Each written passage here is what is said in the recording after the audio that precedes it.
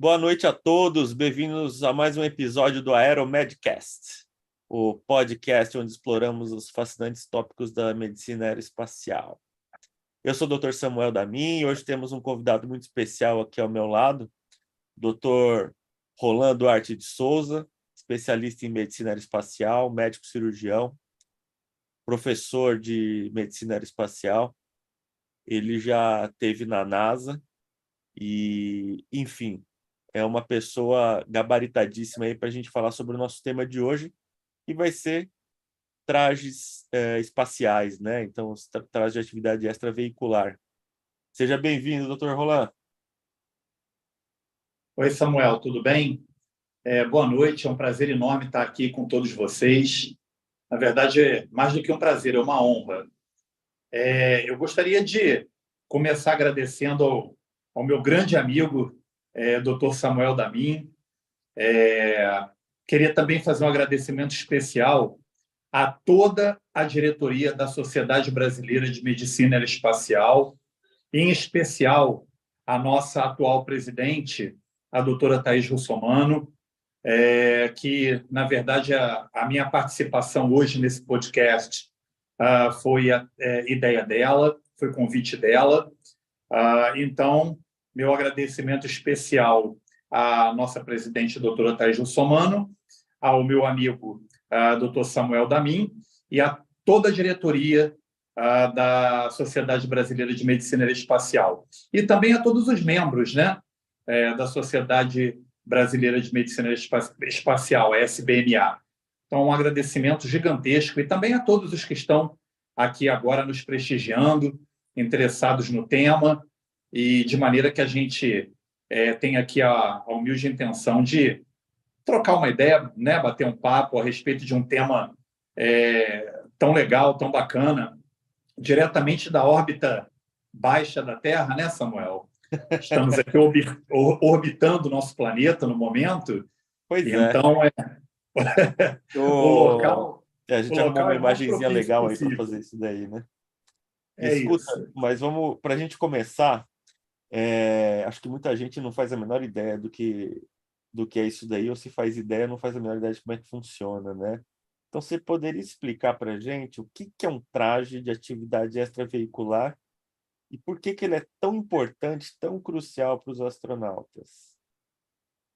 Bom, um traje espacial é um traje especial, como aquele que deve ser utilizado para qualquer outra função. Então, por exemplo, os bombeiros, né, utilizam lá todo aquele arsenal, né, toda aquela roupa, todo aquele equipamento, aquele uniforme, quando combatem um incêndio. Sim. O pessoal do vulcanismo, né, quando pretende estudar as bordas do vulcão, vão lá com aquela roupa térmica. Os alpinistas, né, ao se aventurarem em grandes altitudes, também utilizam roupas especiais, né, trajes especiais para a realização e cumprimento do seu objetivo.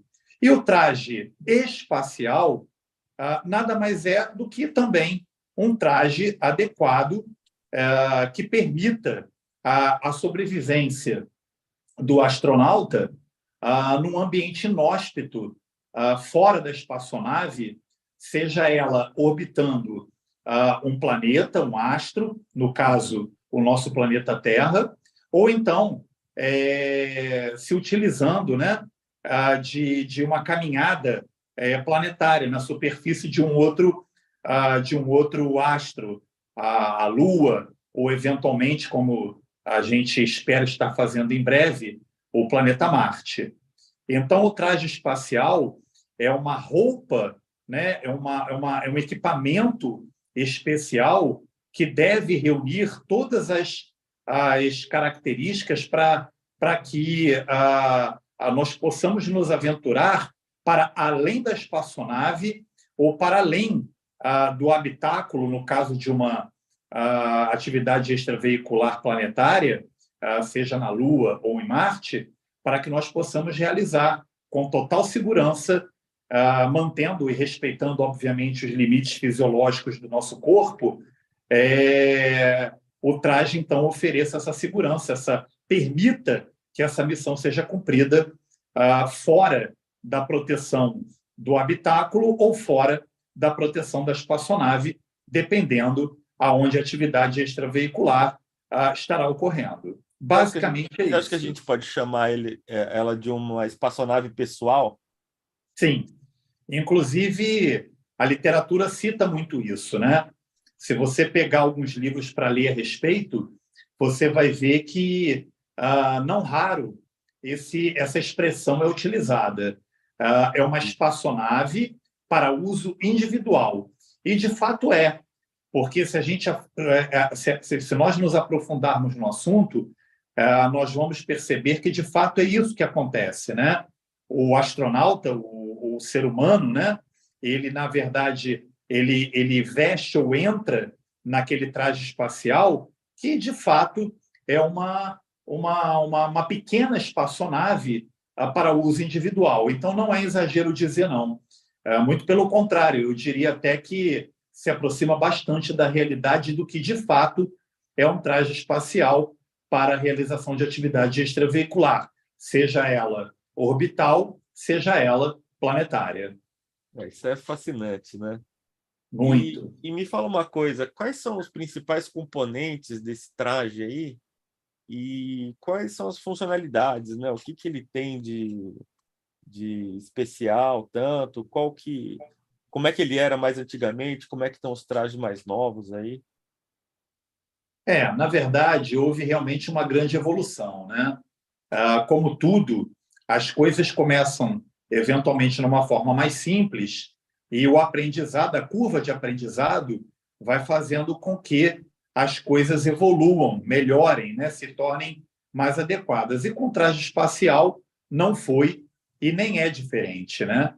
Para você ter ideia, os primeiros trajes pressurizados utilizados no início dessa história toda eram trajes muito semelhantes aos utilizados pelos mergulhadores, né? E isso foi evoluindo, né? Com escafandro, né? É.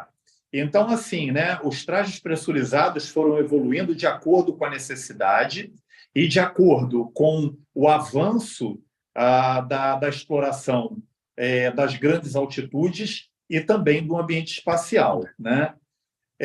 Existem duas grandes referências, né, no mundo em relação a trajes espaciais. Existe o traje espacial americano e existe o traje espacial russo. O traje espacial americano, também conhecido como EMU, ele é Emu? segmentado, né? Ele é segmentado. O astronauta, o indivíduo, ele vai vestindo o traje por etapas, né? Ele primeiro veste Ah, uma tá. parte, depois veste outra, e assim ele vai montando como se fosse uma espécie de um pequeno quebra-cabeça, né? Já o traje espacial russo, também conhecido como Orlan, Orlan, não é Roland, né?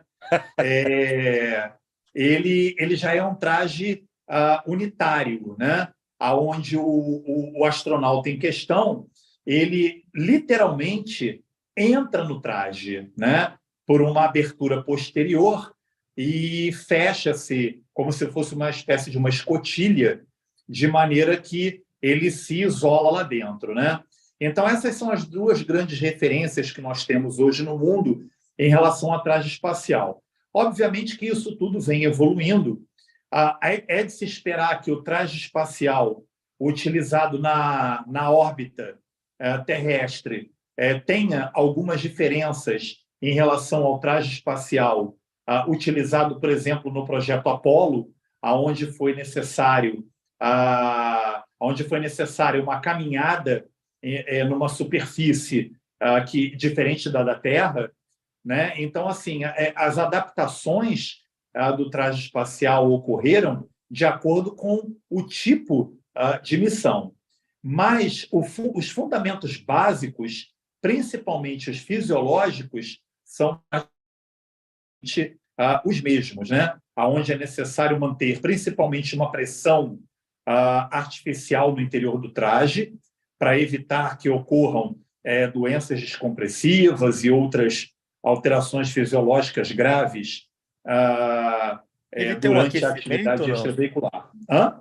Ele tem um aquecimento, um sistema de Tem. aquecimento? Tem um aquecimento, sim. O astronauta, não sei se vocês já repararam, o astronauta leva na altura do peito uma espécie de uma caixa. Uhum. Aquilo ali é chamado DMC. O DMC é uma estrutura onde o astronauta consegue, mesmo utilizando as luvas, ele consegue acessar e consegue fazer a regulação, por exemplo, da temperatura que você citou, né? Então, é possível, sim, trabalhar a temperatura dentro do traje de acordo com a necessidade. Agora, por incrível que pareça, e de forma meio paradoxal, os astronautas pouco usam o aquecimento do traje, porque, na verdade, a dificuldade no interior do traje é se livrar do calor excessivo que acumula naquele ambiente confinado produzido pelo nosso próprio corpo, né? Ah, verdade, né? De maneira que o aquecimento é pouco usado. Na Porque verdade, o ele sistema isola de... bastante, né? Ele funciona como um sistema fechado, né? Exatamente, é um sistema totalmente fechado, é um sistema totalmente isolado, de maneira que todo o calor produzido pelo metabolismo, pelo nosso corpo, é mantido ali dentro e há uma necessidade, então, de um resfriamento e não de um aquecimento. Ah, Apesar entendi. do traje espacial, né, ter a capacidade tanto de se resfriar quanto de se aquecer, o resfriamento do traje é mais utilizado do que o aquecimento por conta dessa situação que eu tô explicando, né?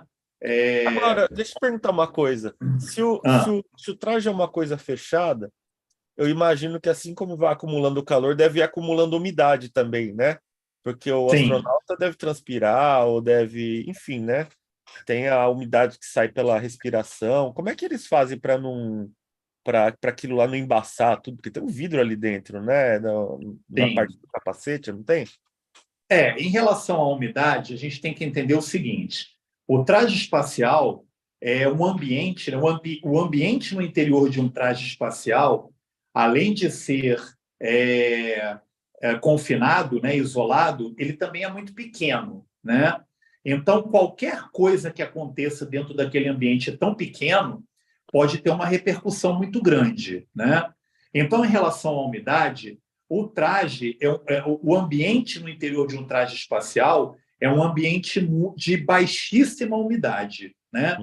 A pouca Seco. umidade que a pouca umidade encontrada no interior do traje espacial, ela é dada justamente pelos exemplos que você deu, a transpiração, a expiração, né? É que fazem então com que aquele ambiente possua algum grau de umidade. Em relação ao embaçamento do visor, né, do capacete, o que é feito para que isso seja evitado? Primeiro, que o material do qual a lâmina, né, do capacete, a lâmina transparente que o capacete do traje espacial ele é feito, ele é anti-embaçante, né? E Hum. para evitar que, digamos assim, uma segunda linha de proteção para evitar que esse embaçamento ocorra, é porque o sistema de oxigênio utilizado para a respiração do astronauta que está ali dentro, ele sai justamente por dois pequenos canos encontrados na parte posterior do capacete e que jogam o ar direto para a face interna daquele visor, semelhante ao que nós fazemos quando queremos desembaçar o para-brisa do nosso carro, por exemplo, né? Sim, que você Aonde joga o ar ali no a para-brisa gente joga o ar ali. e ele tira aquela Exato. umidade de lá, né? Interessante. Exatamente. Exatamente. Basicamente é dessa Curioso, né? forma que ocorre. O sistema de controle fino disso tudo fica naquela mochila, naquela espécie de mochila, né, que vai atrás do traje espacial, chamado PLSS, né, que é uma abreviação do termo, né, da sigla na língua inglesa. Ali, aquela mochila, também chamada pelos astronautas carinhosamente de backpack, que é mochila em inglês, né? Em inglês. Sim. Ali é que vai toda a estrutura, vai todo o maquinário, vai toda a engenharia, né? Para manter os níveis de oxigênio, a umidade, a temperatura, a pressão, é tudo controlado. O astronauta pode controlar, mas todo o maquinário que faz esse controle fica guardado naquela mochila ali atrás, PLSS ou backpack, popularmente chamando, digamos assim, né? Entendi. E do ponto de vista médico e fisiológico, quais são os principais riscos, né, que o cosmonauta, né, que o astronauta ele corre quando ele entra num traje daquele ou está fazendo uma caminhada, seja no espaço ou seja de repente em outro corpo celeste aí, mas quais são os principais riscos, hein? Olha, vamos lembrar uma situação bem típica, né? Os três momentos mais perigosos, né, de uma missão espacial são o lançamento, obviamente o retorno, né, que é chamado de reentrada, e a atividade extraveicular, né? São os três momentos mais delicados, né, mais perigosos de uma missão espacial. Bom, sendo a atividade extraveicular um dos momentos mais perigosos de uma missão, é óbvio que o astronauta ele está submetido a uma série de riscos.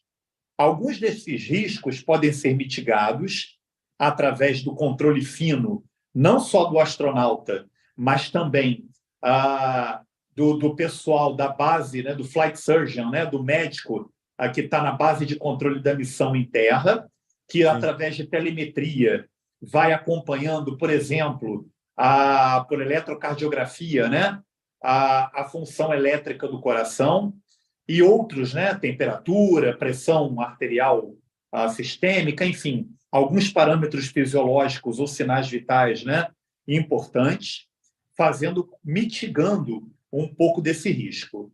Agora, quais são os maiores riscos? O maior risco, não necessariamente nessa ordem, tá? Mas os riscos são, primeiro, acontecer uma falha em um dos sistemas que regulam o ambiente no interior do traje. Aqueles que eu falei ainda há pouco, né, que estão guardados, né, localizados lá no PLSS. Isso seria uma situação grave. Uma outra situação grave e que totalmente aleatória, né, onde o astronauta e o flight surgeon, né, o médico lá no centro de controle da missão não tem gerenciamento nenhum, seria o astronauta ser atingido por um micrometeorito, né, ou um microfragmento viajando. Um lixo espacial, né? Um lixo espacial ou um próprio meteorito mesmo, né, proveniente do próprio espaço sideral, né, e atingi-lo. A chance é muito pequena, porém é real, né? Vai funcionar como um projétil, né? Exatamente, seria como ser atingido por um projétil Na verdade, seria mais do que ser atingido por um projétil de um fuzil, né? Porque o projétil de um fuzil, ele viaja, ele se desloca, por incrível que pareça, a uma velocidade inferior ao deslocamento de um microfragmento ou de um pequeno micrometeorito, né? A velocidade do projétil de um fuzil é bem menor, de maneira que imagina o estrago que isso não causaria, né? Uma outra situação complicada também seria se um traje, durante ali uma manobra, um concerto, né? A utilização de uma ferramenta, por uma manobra inadvertida, esse traje rasgasse, né? Ou fizesse um pequeno furo nele, né? Isso seria também grave, porque o astronauta teria pouco tempo para poder retornar para o interior da espaçonave, para que ele então pudesse tomar as atitudes, né, as medidas necessárias para contornar essa situação. Uhum. E isso me traz, Samuel, a uma coisa muito curiosa, né? Me relembra, me traz à memória um fato muito curioso.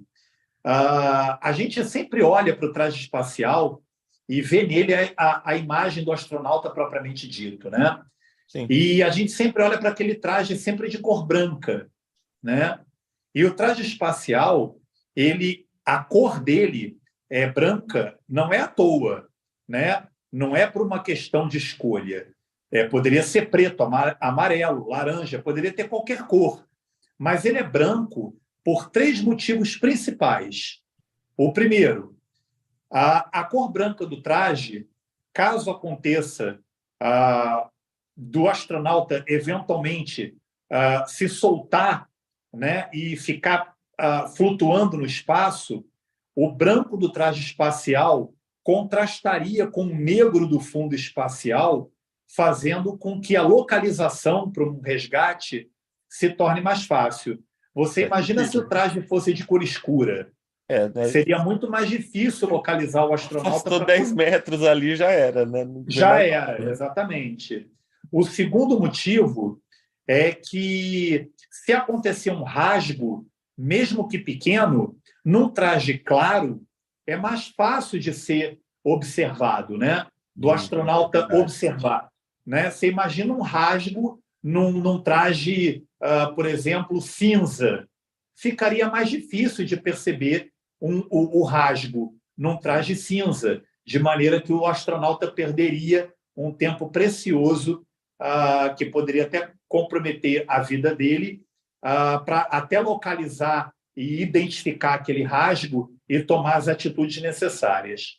E, por fim, e talvez o mais importante, é que o traje branco, por ser branco, ele acaba refletindo uma quantidade importante não só da luminosidade, como do calor solar, de maneira que o fato do traje ser branco ajuda no controle interno do ambiente interno do próprio traje, Sim. fazendo com que parte do calor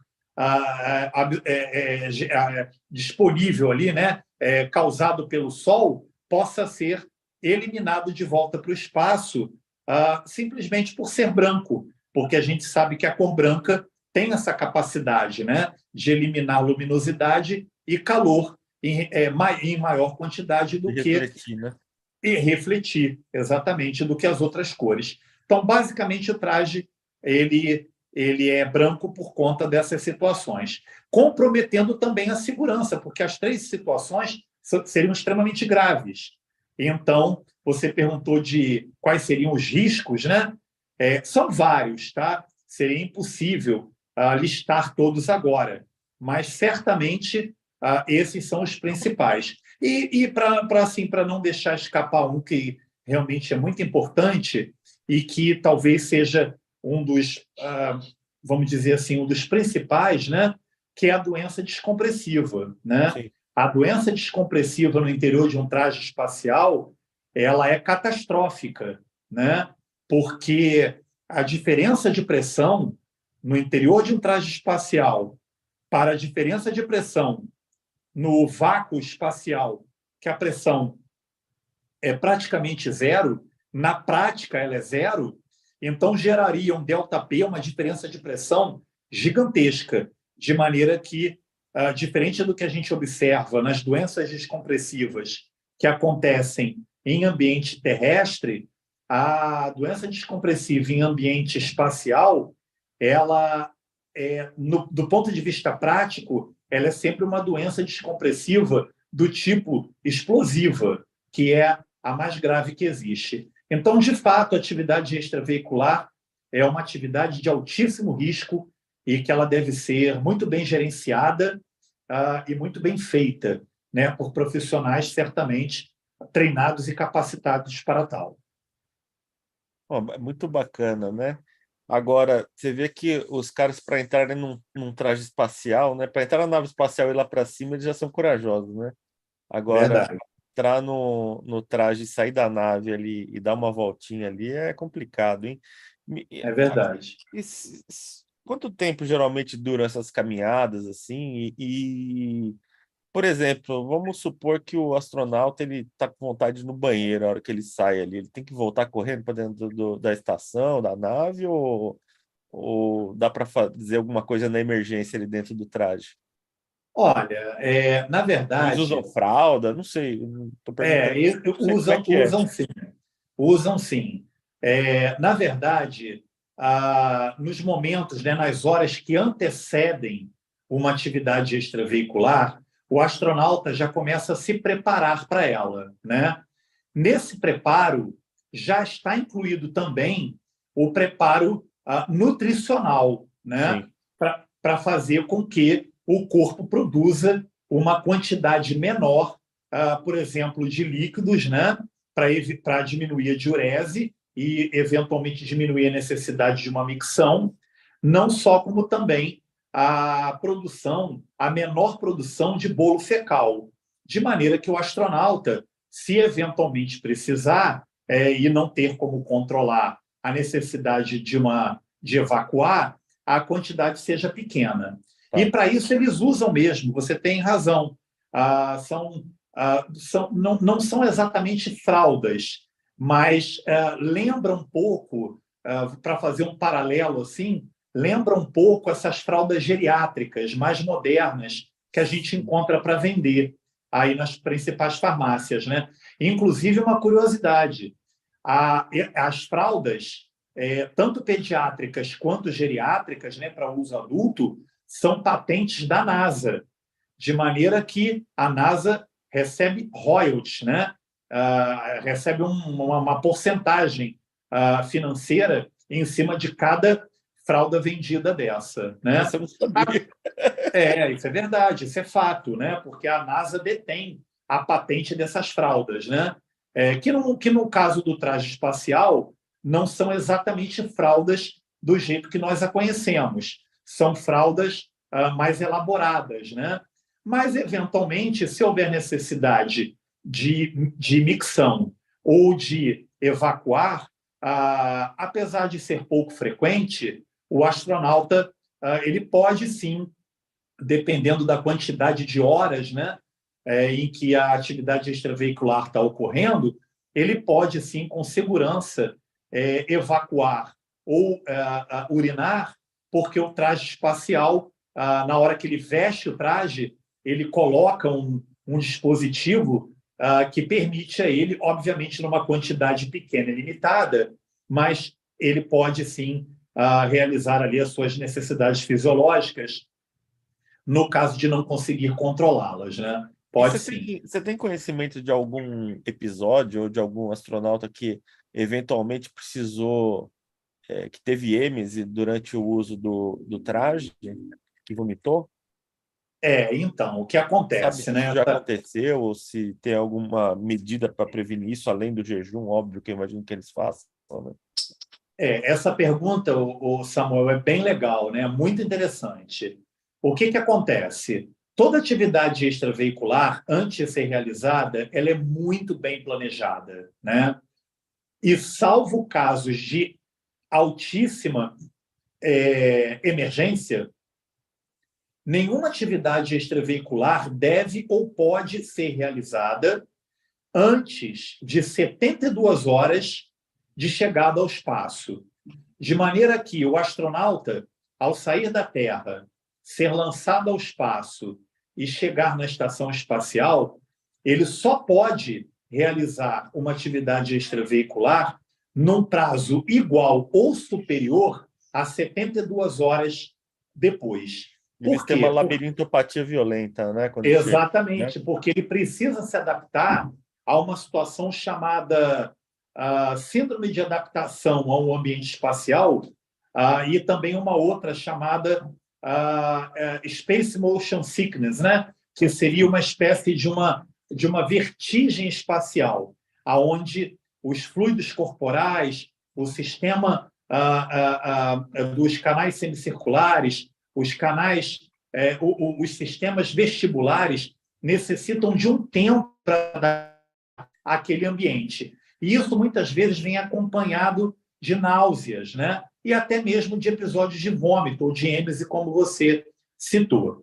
Agora, na literatura também fica bem claro o seguinte: um episódio de vômito no interior de um traje espacial, durante uma atividade extraveicular é um episódio de uma gravidade gigantesca e que provavelmente vai evoluir mal, né? Porque você imagina,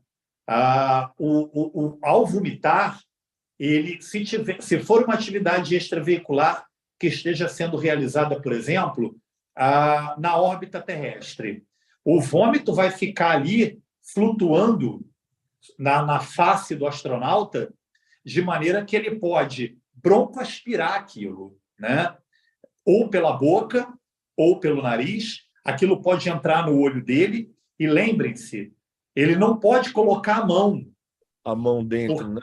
Ele porque não está consegue tirar a dentro. mão do braço e enfiar por dentro, né? Exatamente, ele não consegue, né, ter acesso com a mão, de maneira que o vômito vai ficar ali flutuando na face dele, né, entrando pelo nariz, entrando pelo ouvido, não, pelo ouvido não, porque eles usam, né, um sistema de fonia, mas vai entrar pelo nariz, vai entrar pela boca, vai nos olhos, né? Então, assim, e broncoaspiração. Então, é um episódio de altíssima gravidade e que deve ser evitado a todo custo, Entendi. porque a evolução fatal seria quase certa. Eu perguntei isso porque a gente teve o Grande Prêmio de Fórmula 1 no Catar ontem e estava muito calor e muitos pilotos passaram mal. Teve um deles que vomitou dentro do capacete, mas continuou a corrida. Só que lá não tem o problema da microgravidade, né? Lá ele acho que vomita e o vômito cai, né? Mas Pelo menos o imagina a vômito cai e fica ali situação, né? embaixo, né? É, Imagina a situação. Mas é complicado. é complicado. E, Agora, obviamente, que além do tempo, né, de adaptação, como eu te falei, né, é feito todo um preparo nutricional, né, para evitar que haja resíduo gástrico, né, de maneira que, se eventualmente acontecer um enjoo, não haja nada para ser regurgitado, né, para ser vomitado. Ou, se porque tiver, a em gente é pequena médico, né? A gente quantidade. sabe que a hora que vem, vem, né? Não A tem hora que jeito. vem, vem. É verdade. Ó, a Dani está fazendo uma pergunta aqui, Daniela Rancan, que inclusive foi a nossa palestrante aí no último episódio, nossa entrevistada. Ela está perguntando, mesmo com o traje, quanto tempo o astronauta consegue ficar no espaço, do lado de fora? Eu acho que a pergunta dela é, pelo que eu entendi, ela está querendo saber, acho que a autonomia, mais ou menos, dos trajes. Olha, é muito variável, né? Depende do tipo de missão. Existem missões que são mais breves e existem missões que são mais longas. Mas, em média, uma atividade extraveicular normal, ela dura entre 4 e 6 horas, né? Podendo, Sim. obviamente, se estender um pouco mais ou reduzir um pouco menos. Tudo vai depender do tipo de missão, né? Tudo vai depender do propósito. Por exemplo, nós já tivemos atividades extraveiculares que duraram 8, 10 horas, né? Por Uhum. quê? Porque o tipo de missão que se propunha naquele momento exigia que o astronauta permanecesse no interior do traje espacial em atividade extraveicular por mais tempo. Mas, Pô, como eu 10 disse, horas é um tempão, imagina, 10 horas. é bastante tempo, né?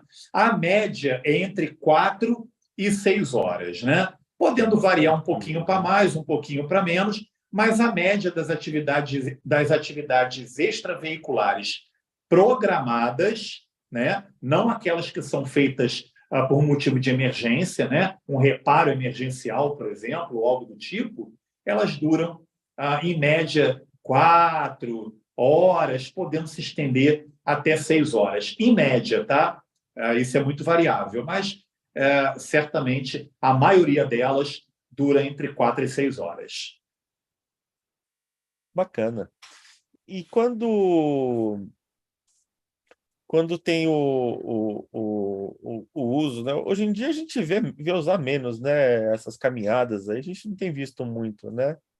Mas hoje em dia, né? Assim, acho que do tempo que você teve na NASA, quando que foi que você teve por lá que você Já conta a tem. turma aí, qual foi o seu estudo aí com os trajes espaciais lá?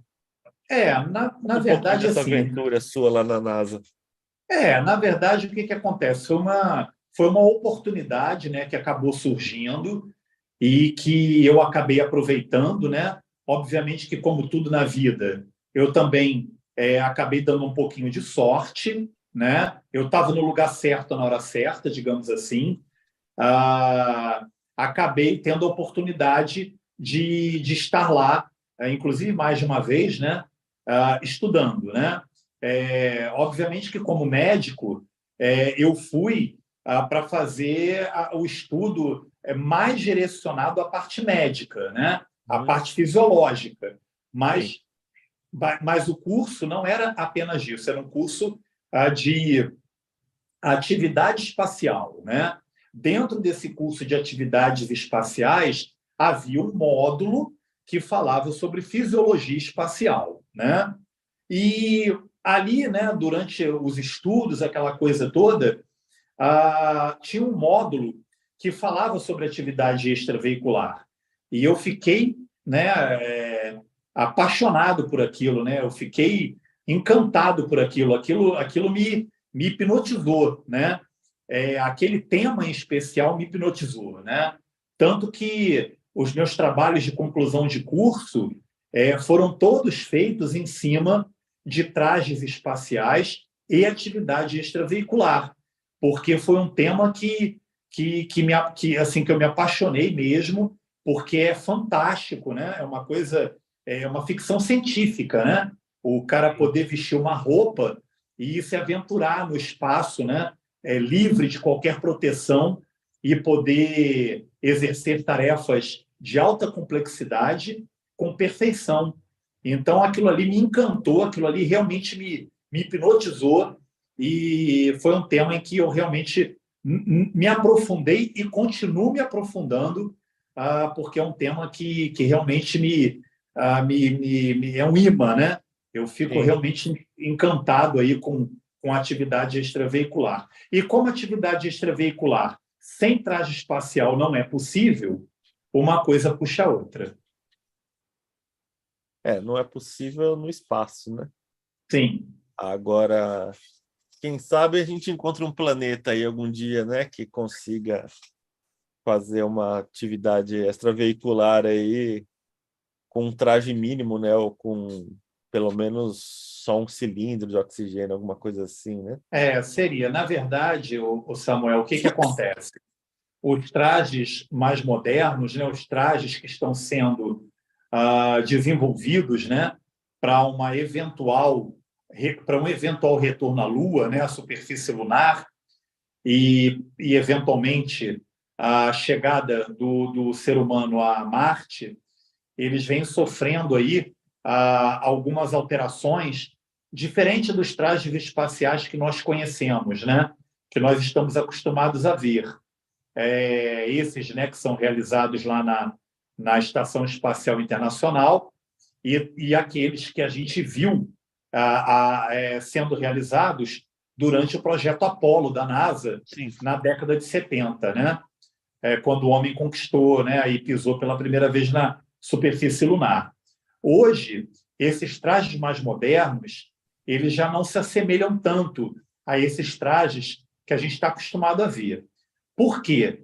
Porque a gente precisa, por exemplo, para caminhar na superfície marciana, a gente vai precisar de trajes mais flexíveis, a gente vai precisar de trajes de maior resistência, a gente vai precisar de trajes que necessitem de menor manutenção, a gente vai precisar de trajes que tenham maior duração, porque lá em Marte, se der algum problema e o traje não puder ser utilizado novamente, ele vira sucata, porque a distância é tão grande que como é que vai fazer para consertar, né? Uhum. Então, a gente precisa de coisas mais modernas, mais flexíveis, mais úteis, né?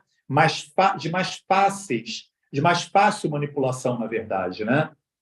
Diferente dos trajes que a gente vê hoje, que são de altíssima complexidade e necessitam de uma manutenção também bastante complexa.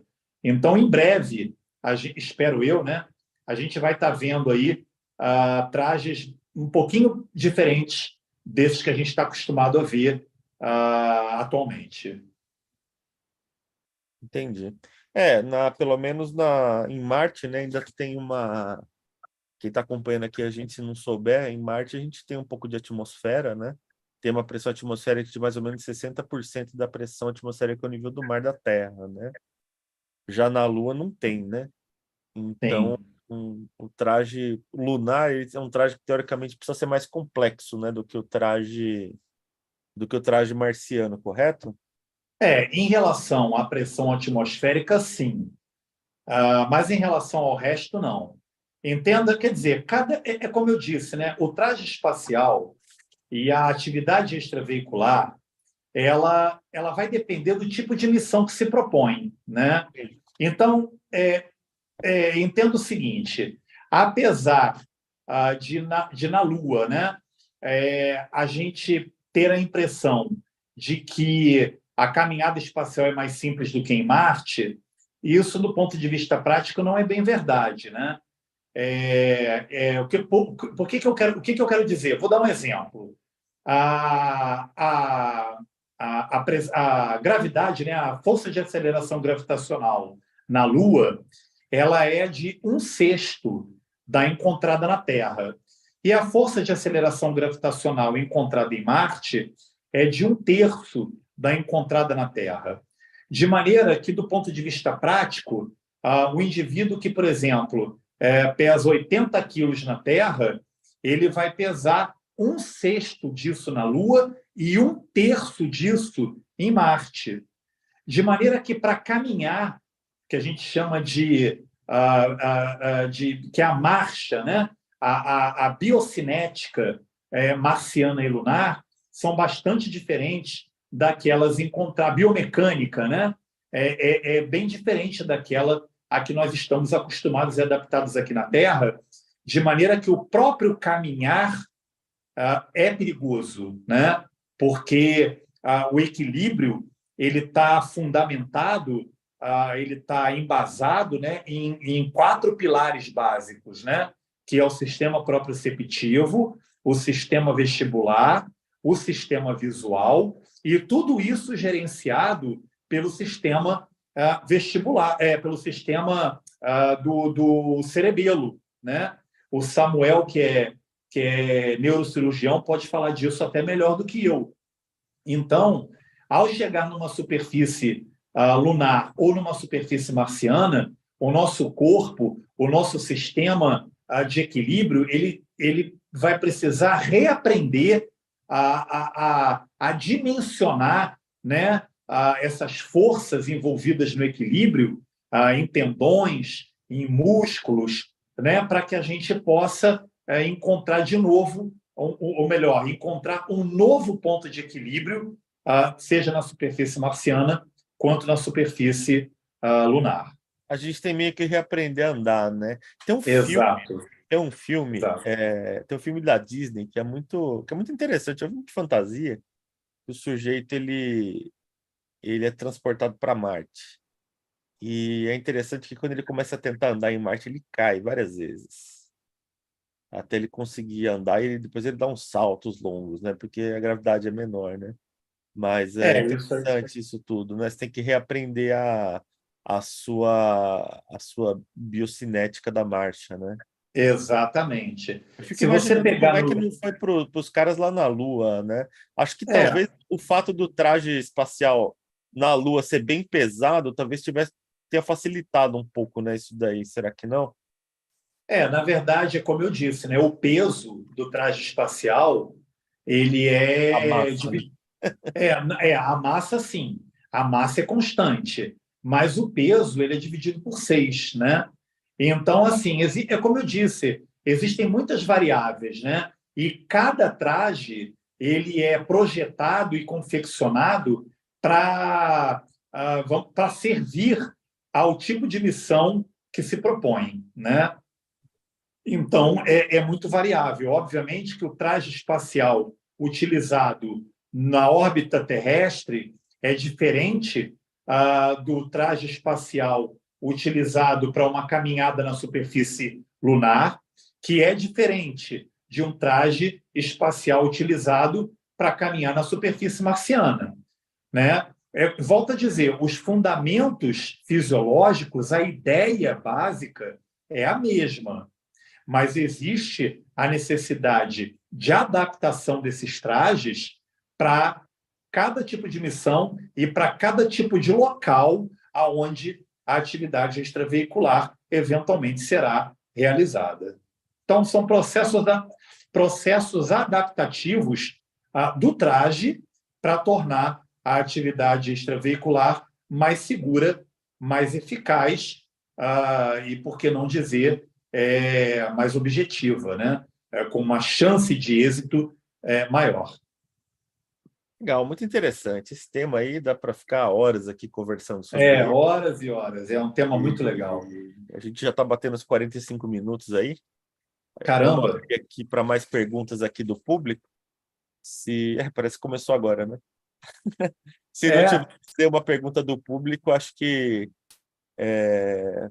aparentemente não, né?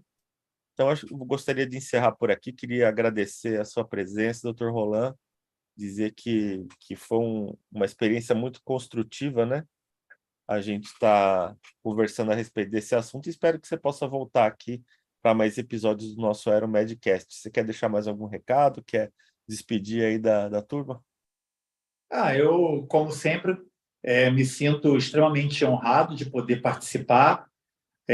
Já fiz os agradecimentos no início da nossa participação e dizer que eu estou sempre à disposição, né? Sempre que houver a possibilidade ou a necessidade da minha participação, eu procuro sempre estar à disposição, porque isso é uma paixão, né? Um amor que a gente carrega no coração. Então, eu fico muito feliz, ainda mais quando tenho a oportunidade de participar ao lado de um grande amigo, como é o Samuel, e a pedido, né, da presidente da doutora Thais Russomano, também grande amiga e atual presidente da SBNA. Então, pessoal, muito obrigado e eu espero que a gente possa aí continuar acompanhando, prestigiando o AeroMedcast, conduzido aí pelo nosso amigo Dr. Samuel Damin. Eu agradeço muito a todos e desejo uma boa noite. Pessoal, muito obrigado, então. Esse foi mais um episódio do AeroMedcast. Daqui a 15 dias nós estaremos de volta, então, com um novo episódio, um novo tema e um novo convidado aqui. Muito obrigado novamente para o Dr. Roland e um abraço espacial para todo mundo. Um abraço, pessoal. Uma boa noite a todos e obrigado.